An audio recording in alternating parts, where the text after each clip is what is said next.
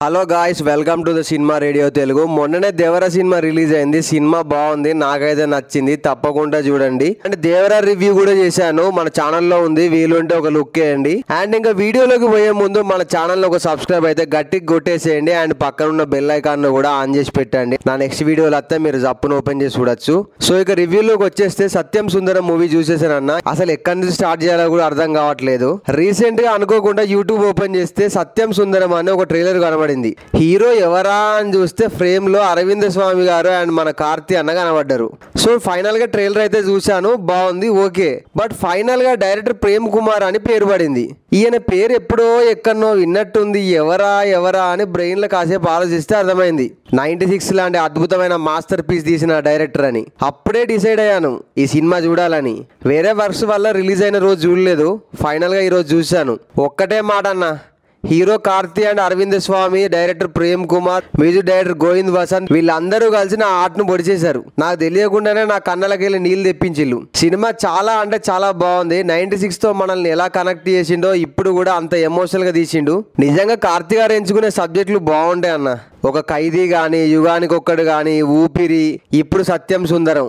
కార్తీ గారు ఎందులోనైనా ఒదిగిపోతారు. ఇందులో కామెడీతో పాటు ఎమోషనల్ కూడా బాగా చేసిండు. అయినా ఆయన్ని మన తెలుగు అని ఫిక్స్ అయిపోయినాం కూడా, అట్లా మాట్లాడతాడు తెలుగు.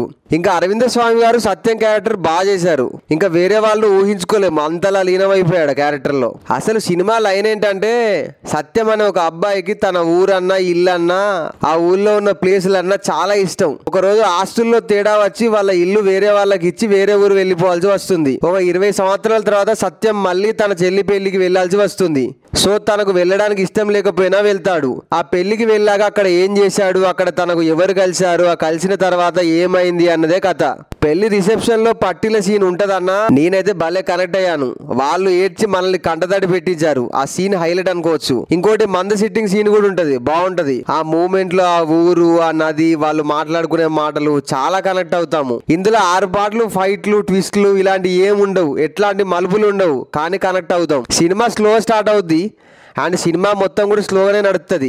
బట్ మన ఫ్రెండ్ తోని సరదాగా నడుచుకుంటూ మాట్లాడుతున్నట్టు ఉంటుంది సినిమా స్టార్ట్ అయిన కాసేపటికి మనం మెల్లగా కార్తీ అండ్ అరవింద్ స్వామి గారి ప్రపంచంలోకి వెళ్ళిపోతాం. సెకండ్ హాఫ్ మొత్తం వీళ్ళిద్దరే నడిపిస్తారు సినిమాను. Good films are not made, it happened అని ఆర్జీవి గారు చెప్పారని అన్నారు. అది నిజంగానే ఈ సినిమాకు సెట్ అయిందేమో అనిపించింది, అంత బాగా కుదిరింది సినిమా. ఇక యాక్టర్ల పర్ఫార్మెన్స్ ముచ్చటకత్తే కార్తీ అండ్ అరవింద్ స్వామి గారు చంపేశారు.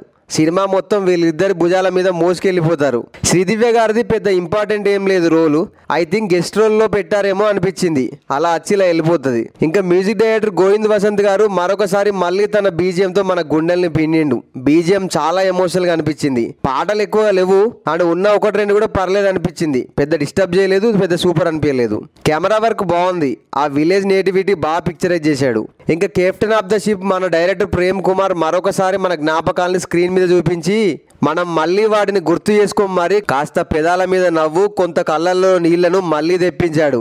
నాకైతే బాగా నచ్చింది. వీలుంటే మీరు తప్పకుండా చూడండి. అండ్ దేవర సినిమా కూడా బాగుంది, అది కూడా చూడండి. ఒకవేళ మీరు ఆల్రెడీ ఈ సినిమాలు చూసుంటే ఈ 2 సినిమాల్లో మీకే సినిమా నచ్చిందో కింద కామెంట్ చేయండి. అండ్ మరిన్ని ముచ్చట్ల కోసం మన ఛానల్ అయితే ఫాలో చేయండి.